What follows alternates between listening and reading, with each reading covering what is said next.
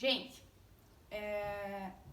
a lei nova também acrescentou um instituto bem importante, chamado Acordo de Não Persecução Penal.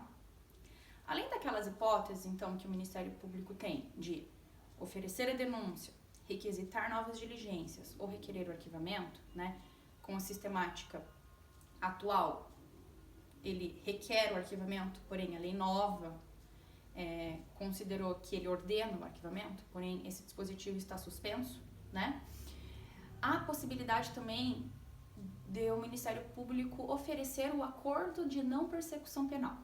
E aí, o inquérito ser arquivado, ou seja, não há o manejo de denúncia, não há o manejo de ação penal. Quando que isso pode acontecer, gente?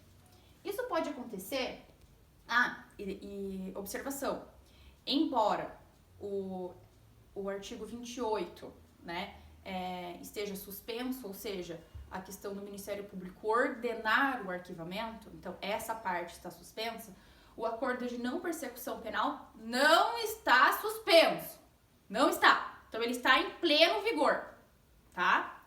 Está em pleno vigor o acordo de não persecução penal, beleza? Então não está dentro daquela liminar do Fux, né, daquela decisão da liminar do Fux de suspensão, tá, do artigo 28. Essa parte aqui do acordo de não persecução penal se encontra em pleno vigor, que é 28A, tá? Então, pessoal, quando que pode acontecer esse acordo de não persecução penal? Ou seja, o Ministério Público não oferece denúncia e o inquérito é arquivado, a pessoa não é processada, tá? Quando que isso pode acontecer?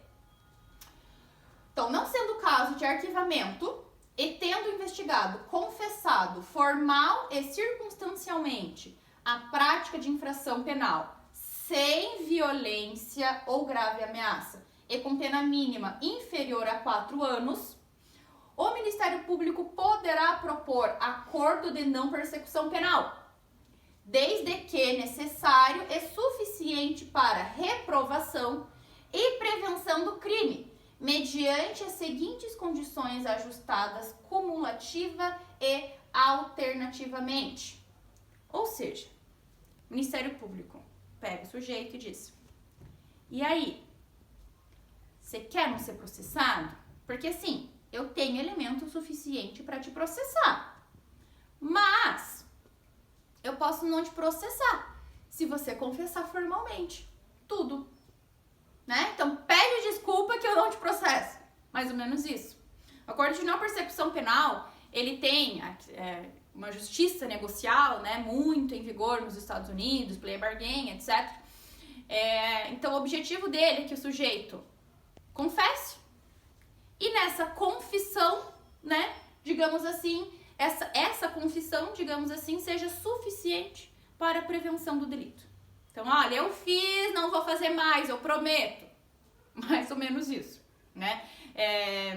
É o que a mãe faz com o filho, né? Ó, você quebrou a vidraça da vizinha? Ai, quebrei. Você vai fazer de novo? Não vou, então tá bom, então pode sair do castigo. Mais ou menos isso, tá? Esse é o acordo de não persecução penal.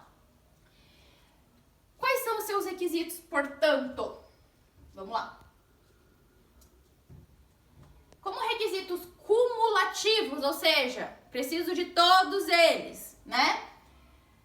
Que não deve ser caso de arquivamento. Então, eu preciso, o Ministério Público, ele, se for caso de arquivamento, ele vai arquivar, ou seja, se ele entender que as diligências todas que foram feitas no inquérito não forem suficientes para determinar a suposta autoria e materialidade daquele delito, né? Então, eu não tenho justa causa, eu não tenho tipicidade aparente, enfim, né?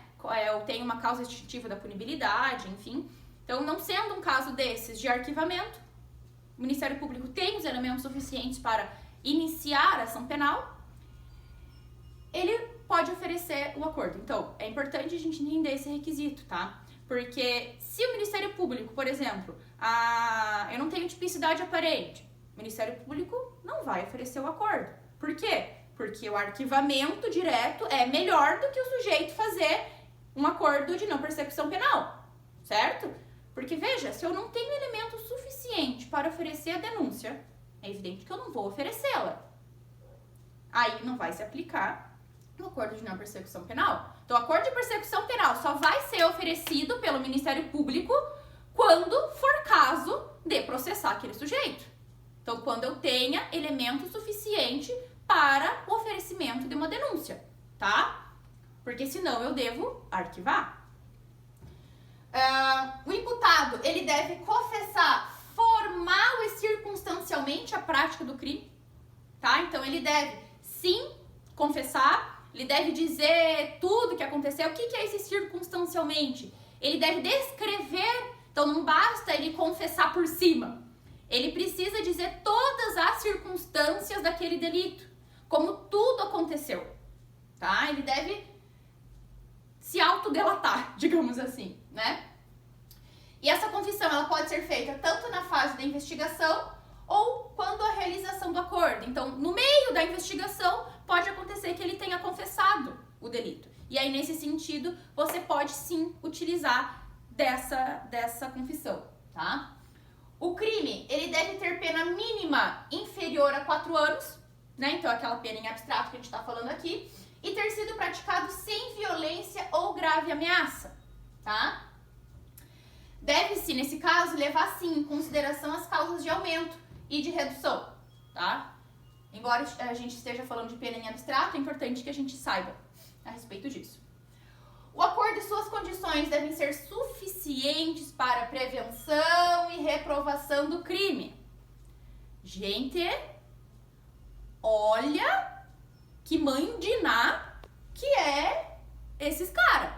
Porque, gente, eles têm que saber que esse acordo, essa confissão, ela foi suficiente para prevenção e repressão do crime. Veja, os caras são bons, né?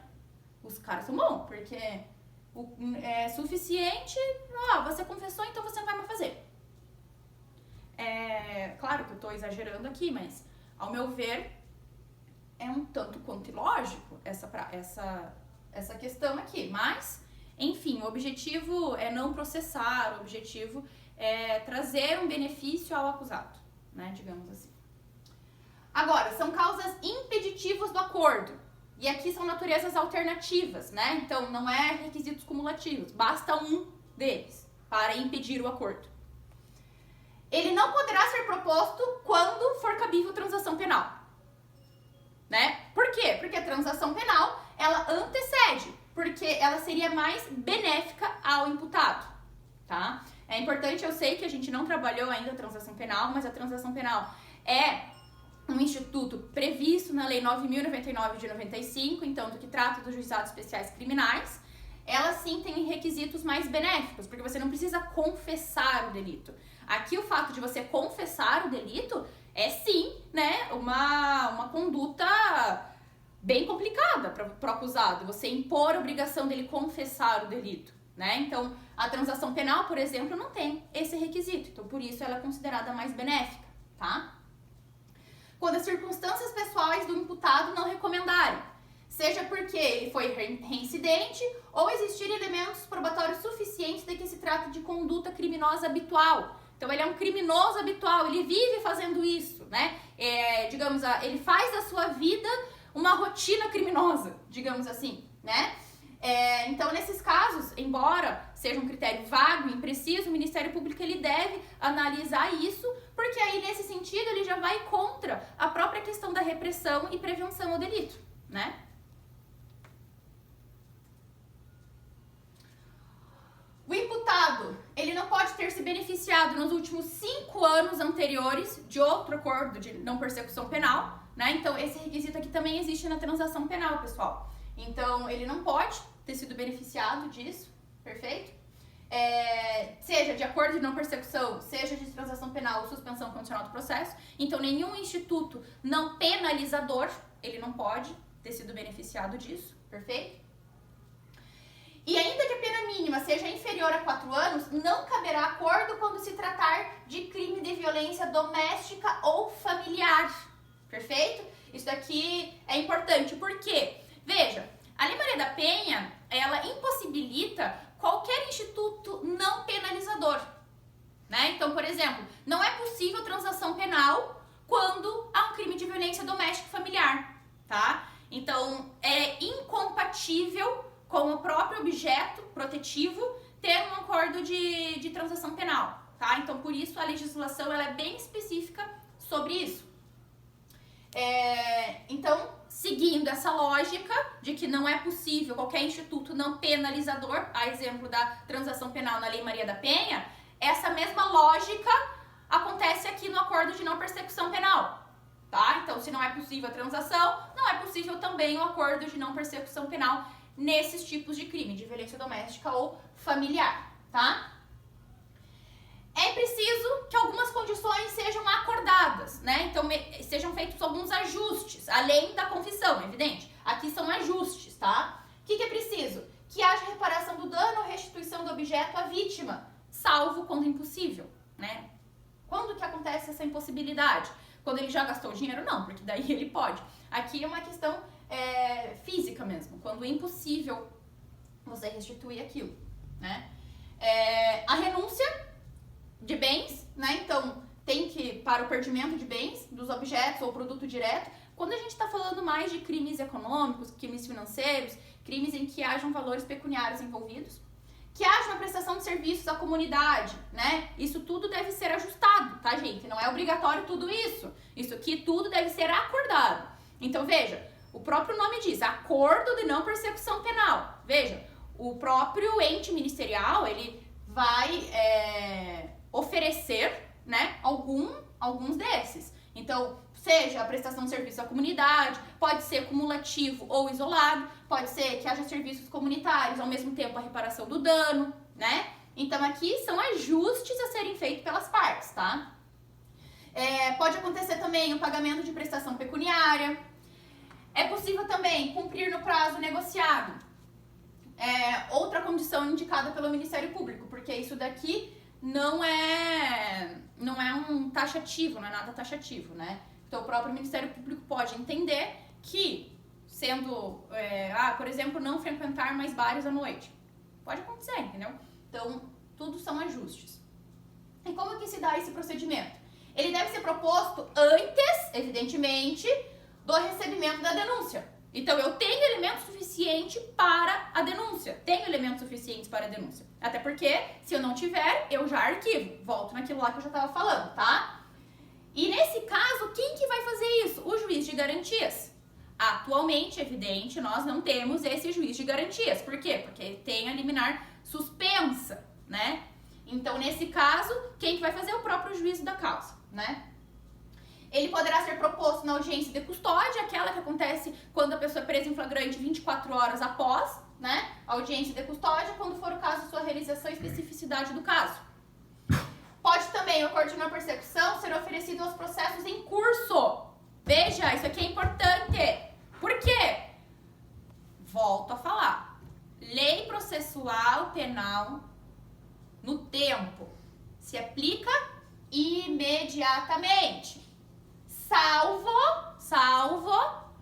quando for de natureza heterotrópica. Por quê? Nesse caso se aplica a lei mais benéfica. Se a lei atual é mais benéfica, e nesse caso o acordo seria mais benéfico, ela retroage.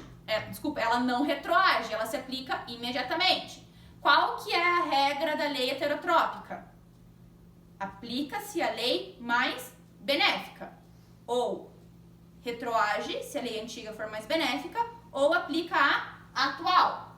Nesse caso, o acordo de não persecução penal poderá ser oferecido aos processos em curso, página 321, quando de sua entrada em vigor, na medida em que se trata de norma mista, retroage para beneficiar o réu. Também não vislumbramos obstáculos a que seja oferecido em qualquer fase do procedimento, caso não tenha sido acordado no início do feito. Então, qual é a regra da norma mista? Aplica-se a lei mais benéfica, podendo retroagir. Nesse caso, se a lei nova é a mais benéfica, ela se aplica. Perfeito? Ele deverá ser um acordo formalizado por escrito, firmado pelo Ministério Público, imputado e seu defensor. Aqui é obrigatória a presença do advogado, tá? E não tem condições? Aí é um advogado público ou advogado dativo. firmado o acordo, ele será submetido à homologação judicial. Então, cabe ao juiz apenas homologar o acordo. Beleza? Aí aqui, aspectos mais práticos, né? Que depois de homologado, o MP deve promover a execução imediata perante o juízo competente, né? Não estou falando execução da pena, execução do acordo, tá? É importante, até porque não existe pena se não há processo. O juiz pode considerar, se o juiz entender que foi inadequada, insuficiente ou abusiva as condições, ele pode devolver os autos ao Ministério Público para que ele reforme aquelas propostas. Não que o juiz ele possa se meter e dizer assim, olha, acho que você deve propor isso. Não, o papel do juiz, evidentemente, é homologar. Mas ele pode sim entender, até porque é papel do juiz de garantias, óbvio que está suspenso, mas é papel do juiz de garantias que, teoricamente, cuidaria disso, teoricamente não, que irá cuidar disso até acabar a suspensão da vigência do juiz de garantias, ele tem como papel crucial garantir os direitos do acusado. Então, se ele vê que há uma lesão a direito dele, é evidentemente que ele pode pedir que o Ministério Público reformule as condições, tá? Não homologado o acordo, o juiz devolverá os autos para o Ministério Público, porque pode entender, sim, que tem alguma lesão a direito, enfim, para que ele ofereça uma denúncia e, nesse caso, a própria parte pode não concordar com as condições. Por exemplo, eu não vou confessar, não sou obrigada a confessar, não quero confessar. Então, veja, é um acordo, a outra parte precisa concordar. Então, se a parte não concorda, evidentemente tem essa prerrogativa, pode acontecer que o Ministério Público ofereça a denúncia, tá? A vítima, evidentemente, não participa do acordo, mas ela é intimada, havendo vítima, né, em crimes que a vítima, ela é intimada da homologação. Em caso de descumprimento do acordo, né, após a homologação, o MP deverá comunicar o juiz para fins de rescisão. Então, é um acordo. Se você não cumpriu o acordo, o que vai acontecer? Oferece a denúncia, né? O acordo era para quê? Para que não houvesse processo. Se você descumpriu algumas das condições, o que vai acontecer? O oferecimento da denúncia. Sendo informado pelo Ministério Público o descumprimento do acordo, o juiz deverá designar audiência pública para exercício do contraditório. Então, ele deve dizer, por que você não cumpriu, meu amor? O que aconteceu que você não cumpriu? Então, para o momento do contraditório. É evidente, ele deve dizer o porquê que ele não cumpriu, certo?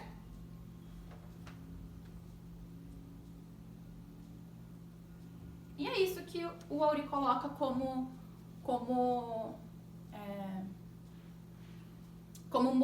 requisitos formais, requisitos acerca do acordo de não persecução penal.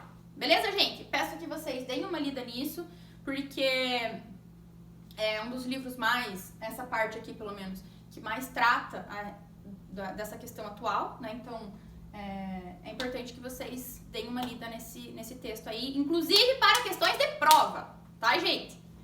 Pessoal, bom estudo. Qualquer dúvida, estou à disposição de vocês. Até!